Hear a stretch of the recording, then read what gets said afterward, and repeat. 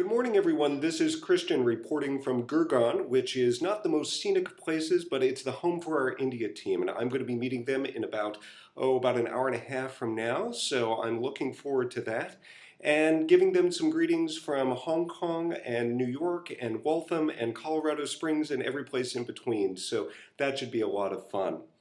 But in the meantime, I also wanted to give you folks an update on the annotation program, where we are as of the end of 2009 and where I'm hoping we'll go for 2010. I opted to do this by video, mainly for novelty value. The other choices also didn't seem too good. One of them was to try to put together some really fiercely tedious all-text PowerPoint slides. Another was to just put together an outline and ask one of you to present it in your copious spare time.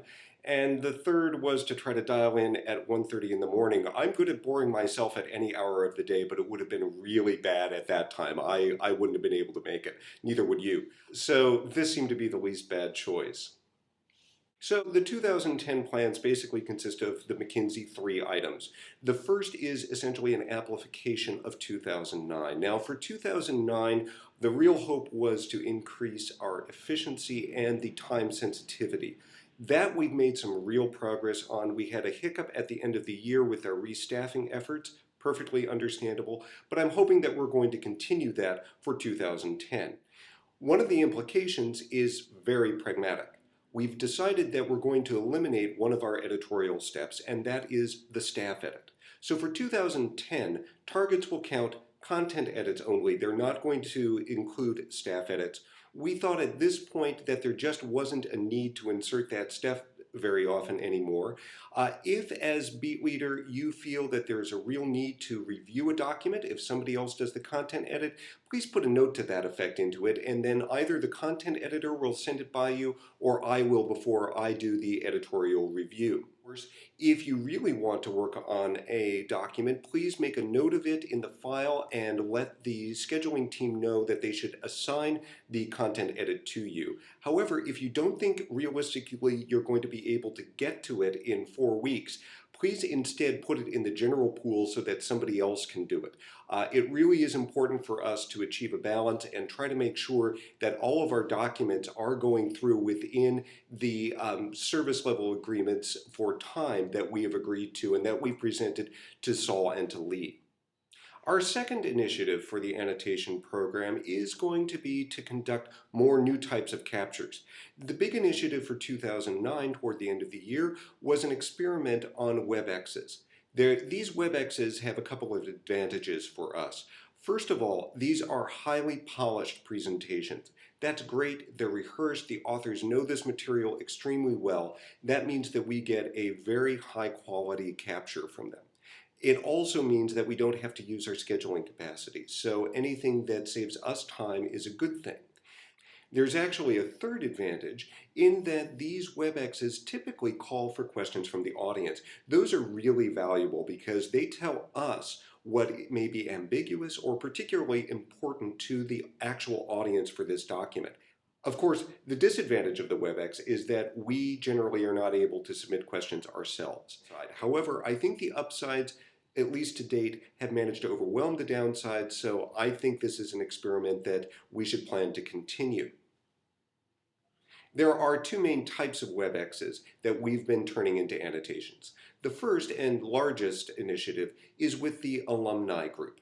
They've been conducting WebExes for some time now. They get really good people to present. These are some of the directors that we would never be able to get on the phone. Now they see a real advantage to turning these into annotations and then sending the annotated document to people who signed up. That's especially valuable for people who weren't able to participate live on the day of the actual WebEx, and it's also meaningful for people who were there and like to have a permanent record.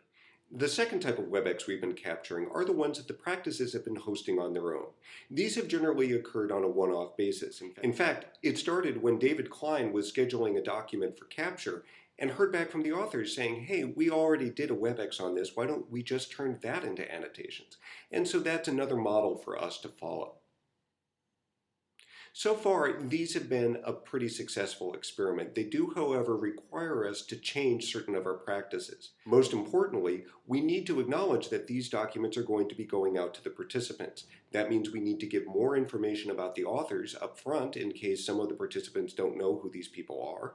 The second major change we've made is to the Q&A part of the presentation. On a case-by-case basis, we have actually created new slides that summarize the Q&A in the back of the document. That's appropriate when the Q&A session is relatively brief and we can summarize it within 2 to 3 slides. However, when the Q&A is much more deeply embedded in the presentation, we've been just incorporating the material into the annotations themselves. This obviously is an experiment. And that means we're going to be making changes, we're going to be feeling our way, but this looks highly promising because it gives something that the participants in these WebExes really value. It's going to be a permanent record of their participation, so I'm pretty excited about this. The third initiative for 2010 I'm filing under relevance, relevance, and relevance. The annotation program is our oldest, and therefore we need to be especially careful to make sure that it continues to be a good use of the firm's resources. I'm also very interested in feedback that you may be hearing about the program, whether it's from the practices, from the authors, from other consultants, anything that tells us whether there are other things that we could be doing that are in fact more important. Of course, any ideas you may have on how we can increase the program's impact or reduce its burden on us is more than welcome. One thing we've noticed, for example, is that the percentage of documents being annotated has gradually diminished over the years. We think there are good reasons for that. One of them, of course, is that the documents are actually better than they used to be. We don't see quite as many really bad slides anymore, and that's a good thing. Another reason is that the documents are different. There are more fact packs coming in. There are more types of analyses that are so complete there's not very much for annotation, at least our conventional form of annotation, to be able to give them. Whether there are other things that we could be doing to enhance these documents' value is something that we need to be looking at on an ongoing basis. So that's another area where new ideas are very, very welcome. So once again, I want to thank everyone for 2009. We overcame a lot of challenges. For 2010, we've got some new challenges to face, and I'm really looking forward to hearing from you about how we can continue to make the annotation program a really important part of what Knowledge Services does for the firm. Thanks very much.